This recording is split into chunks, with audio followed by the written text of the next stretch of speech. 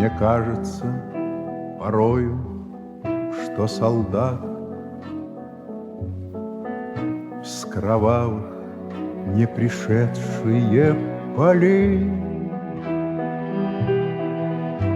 не в землю нашу полегли когда-то,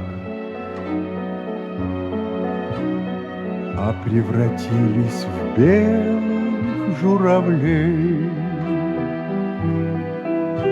Они до сей поры с времен тех дальних летят и подают нам голоса. Не потому так часто и печально